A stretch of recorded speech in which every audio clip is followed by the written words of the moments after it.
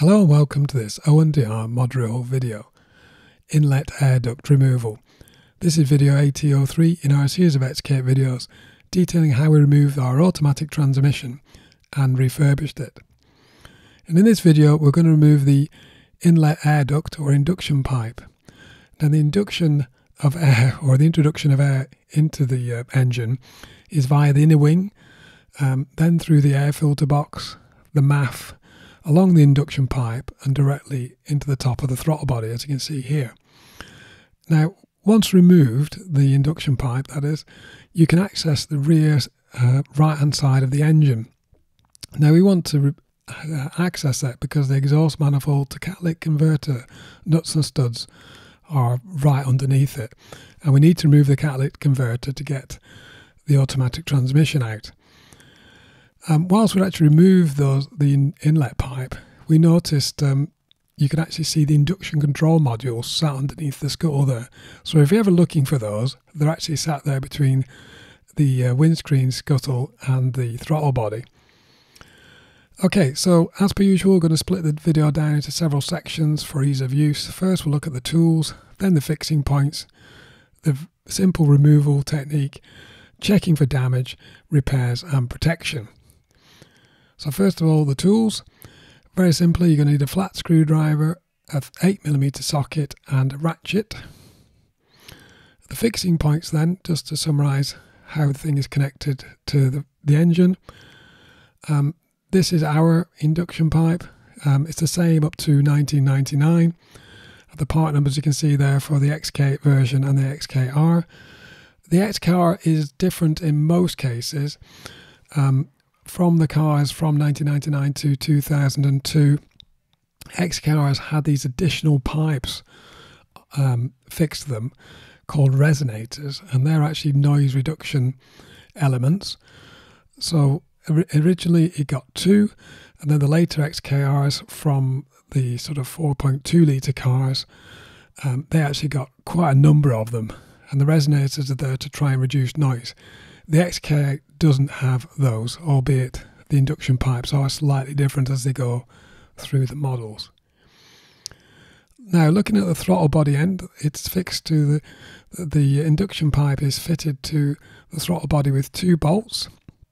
The bolt number you can see there, and the bolts are prevented from damaging the induction pipe by these metal inserts. Those inserts are 5mm high if you're interested. At the throttle body there is actually a seal sat in there. The seal part numbers you can see there. If you're actually putting it back together, be careful this seal sits correctly on the throttle body. At the other end, the MAF and the full load breather connection you can see here. Again, it's very much push fit, very simple. There is a Jubilee clip which attaches the inlet pipe to the MAF seal. The Jubilee clip part number is there. If you want to buy one aftermarket, you're looking for a Jubilee clip with a diameter of 80 to 100mm. Okay, now finally on to removal. I say it's very, very simple. You need to start at the throttle body end, remove those 2 bolts we spoke about with your 8mm socket. You then need to unplug the breather pipe. In order to do that, you need to unclip the clip. To do that, just depress the 2 parts of the clip that have sort of grips on, push them together and pull the pipe off to release it. There's no need to remove the air filter housing or the air box at this point at the instrument. You do need to release the MAF sensor Jubilee clip with your flat screwdriver. You can then rotate and pull the induction pipe off to release it from that MAF seal, and then the air duct can be removed. Okay, while you've got it out, I recommend you check for damage. Here we've got an example provided by Gary VanRemortel from California in the USA. Now he shows an example where the induction pipe's been damaged by the exhaust manifold. This is due to the fact that it's very close to the manifold on that side, and you get a lot of heat damage to the plastic. I'm not quite sure if it's age hardening of the plastic through heat cycling or it's actually just literally melted. but it is quite common for these pipes to get cracks in this sort of concertina section. You need to check underneath as well as on top, because it can be a lot worse. Gary actually, in this case, he temporarily plastic welded his to fix it.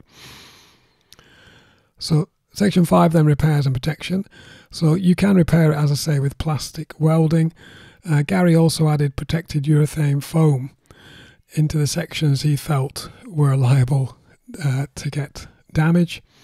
And then in the case of that concertina section, he actually formed a steel heat shield that was able to be tie wrapped in position to act as a protection between the exhaust manifold and the induction pipe.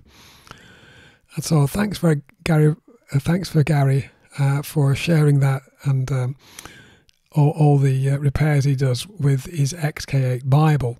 If you're not familiar, you can find the XK8 Bible on the internet. Gary also offers new crankcase breather pipes via the Bible. If you're interested in those, they're not available from Jaguar anymore, and Gary fabricates them and sells them himself. Okay, so next job for us in this sequence of videos is going to be jacking the car up to remove the complete exhaust system. So we're going to detail how we did that. Thank you very much for watching. Please like, comment, share and subscribe for more XK8 videos.